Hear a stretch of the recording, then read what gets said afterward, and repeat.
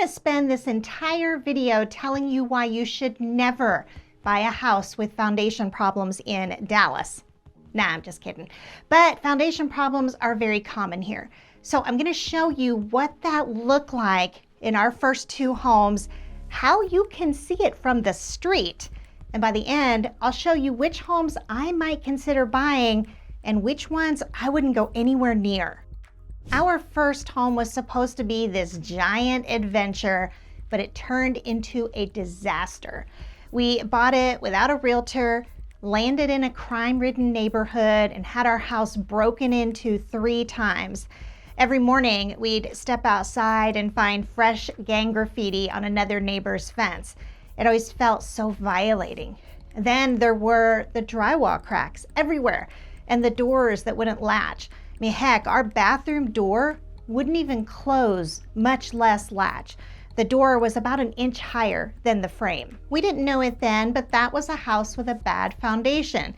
Dallas has a lot of clay-like soil that swells when it gets wet and shrinks when it dries out. When the dirt moves, the concrete slab under the house can shift with it. And we didn't know how common that was in Dallas. We just knew there were cracks everywhere, the neighborhood didn't feel safe, and we wanted out. By the time we sold it, we were young parents in our 20s with 3 little kids, running on almost no sleep and desperate for the next house to behave. We thought the first house had taught us what not to do. So this time we started with a realtor and told ourselves we were going to get it right. We found a realtor from a postcard and figured that box was checked. I mean, apparently our interview process was, does she own stamps? I mean, a realtor's a realtor, right? So our research process was clearly very intense. Every showing worked the same way. This was before the days of internet. So she handed us a stack of printouts and we rode in her car from house to house. We never drove ourselves. We never went back alone just to look around. Remember that because it became one of our biggest mistakes. We looked at so many houses and I honestly didn't love any of them.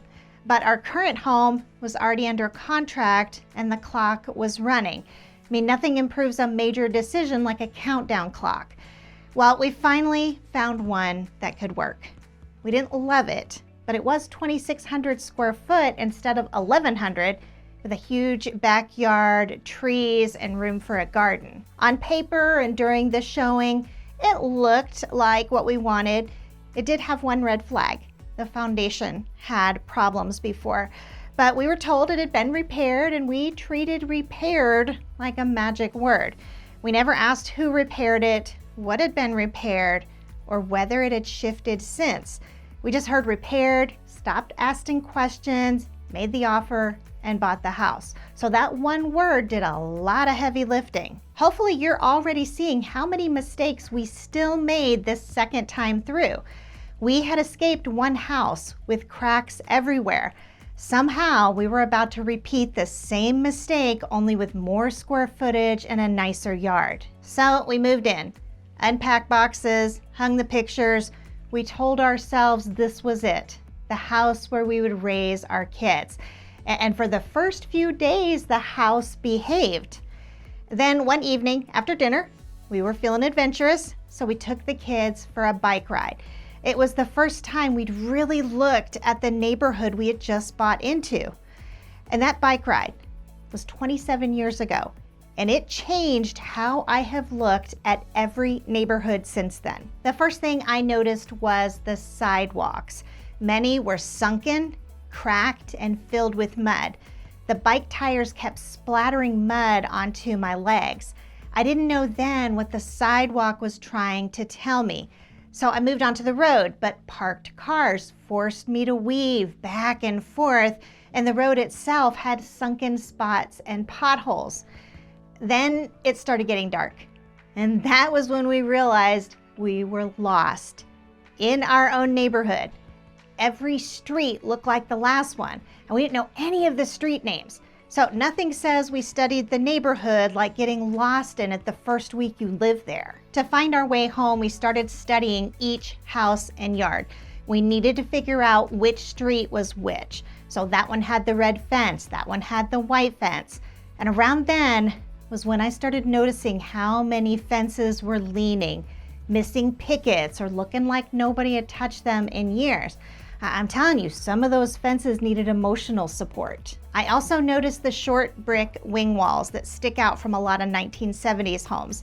A lot of them were cracked or crumbling. So that was another warning I didn't understand yet. Some houses had huge cracks in the brick and mortar, big enough to see from the street. And we're not talking about one house. It was house after house. I couldn't have explained it at the time, but I felt uneasy.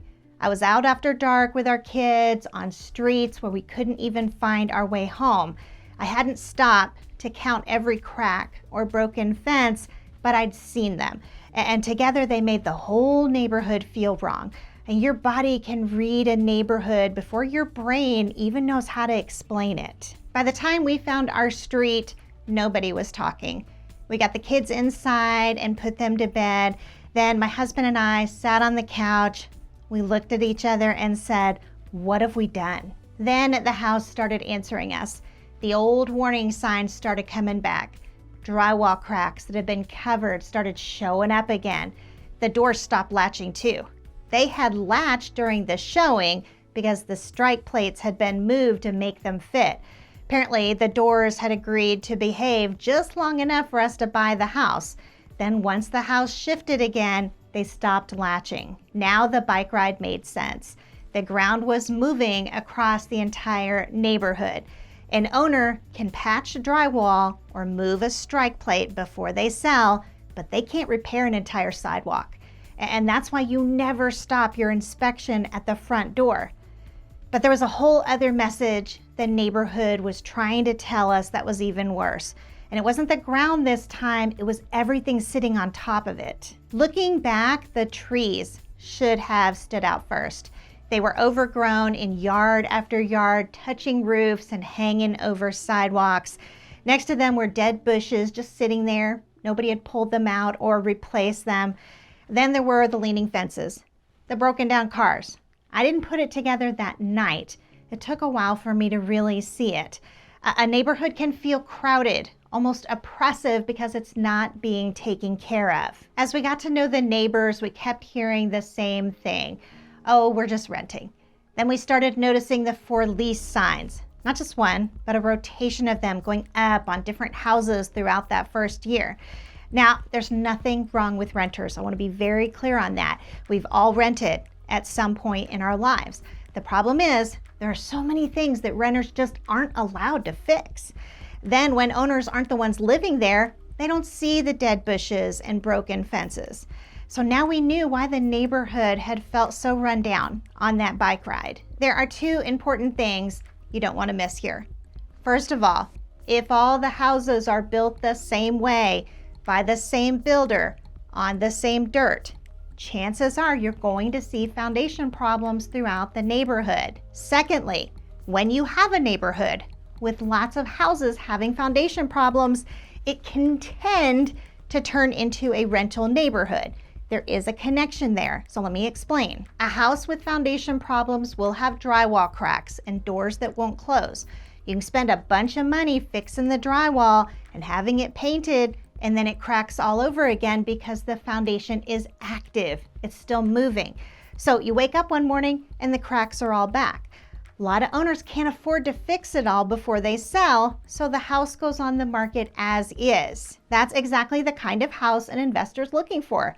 They're not the ones losing sleep over a crack in the ceiling, and they can buy it at a lower price because of that history. It still works out fine as a rental. I'm telling you, a crack feels completely different when you're not the one living in it. So there can be a correlation there. Over time, fewer owners live on the street, more homes become rentals, and the owners don't see what the house needs. So the cracked sidewalks were not only warning us about the ground, they were warning us that the street itself was changing. Now that doesn't happen in every neighborhood, but it is a pattern I know to look for. Well, we ended up staying for 5 years, but we never really bonded with the house or the neighborhood. There was always something going on because of the foundation problems. Like one night, the front door blew open because it wouldn't latch securely. The alarm went off, the kids woke up, and it was just a whole thing. Our bedroom door always swung closed, but the baby's door always swung open. I couldn't close his door from the outside of the room, so I had to try to rig it closed with a doorstop. And he was like forever getting woken up early from his nap because I couldn't close the door. So it's not as though you necessarily have to spend money on those things, but they were a constant irritant. So we couldn't wait to get out of there. If I could sit down with the younger version of us, here's what I would say. First, interview the realtor. We picked ours from a postcard and never asked how long she'd been in the business, which neighborhoods she knew, or what she knew about foundation repair. Second, do not put yourself on a clock. We waited until our home was under contract to start looking, and the deadline made us talk ourselves into a house we should have walked away from. Third, never buy a street you've only seen from the realtor's car. Go back alone. Go in the evening, go on a weekend. If we had done that, we would have seen the sidewalks and the fences and the cars before we made an offer. So after 19 years now as a realtor, where do I stand on foundation problems? First of all, if someone tells you every house in Dallas has foundation problems because everywhere is built on clay soil, you want to respond with 3 words. Okay, maybe 4. No, they don't. Dallas clay gets blamed for a lot around here. What is true is that clay soil is common, not everywhere, but common, and it is one reason foundations move. Every house in Dallas has foundation problems, and clay soil is common in Dallas are not the same thing. Sometimes people mix them together to make a serious problem sound normal, all right? You want to see through that. Now, if a house does have foundation problems, here's what I ask myself. All right, first, how far has it moved? I once helped a buyer purchase a South Lake home where the floor was low by about a ½ inch. That's a very different conversation from a house that has dropped 2 or 3 inches on one side. Second, has it stayed stable? We helped a family buy a Duncanville home with 1 crack along the ceiling. 5 years later, when they were ready to sell, that crack was still the same size and no new cracks had shown up. That is very different from a house that is still moving. Now, I'm not an engineer and I don't diagnose foundations, but there are 3 times where I would stop trying to talk myself into a house and bring in an engineer. Okay, the first is where one side of the foundation is higher than the rest. I mean, I want an engineer telling me why it's high and whether there is any possible way to repair it. I mean, seriously, how are you going to lower one whole side of a house? So without clear answers, I am out. The second is a drop of several inches. That much movement is beyond what I would consider without proof that the home has any reasonable chance at staying stable. In most cases, though, I'm walking away. And the third is the one that can sound safer than it really is. It's what I call the partial repair. A warranty only covers the work named in it. It doesn't promise that another part of the slab will never move. And think about this, a foundation is one connected piece of concrete. It acts like a lever, so lifting one side can drop another. Then you fix that side and the middle might fall. Chase it around the perimeter long enough and you have spent thousands of dollars. And that's money I don't want to spend. This isn't about repaired or not repaired. What matters is how far it moved, whether it's still actively shifting, what was repaired, and what an engineer can verify. Before you waste a ton of time and gas, this is the efficient way to tackle your search. First, look online before you ever decide to go look at the house. You want to find the seller's disclosure, the warranty, and any engineering reports attached to the listing. If those documents check out, and you go and see the house in person, do not stop at the front door. Check the street, the sidewalks, the driveways, brick and neighboring yards. We learned that lesson the hard way. If your inspector raises a red flag, reach out to a foundation repair company. Hire a structural engineer. You need to get clear answers here. You shouldn't have to find out after closing that the warning signs were there all along. And this is where we help. We help you slow down and ask better questions. If you're ready to get started, check out our Let's Find Home questionnaire below or scan the QR code. We'll talk through your situation and see how we can help. Foundation problems are only one of the red flags you need to watch for in Dallas. I made a whole video about the homes you should never buy, and you can check it out right here. In the meantime, this is Wendy Pinnell, your Dallas Realtor and Broker, and I'll see you there.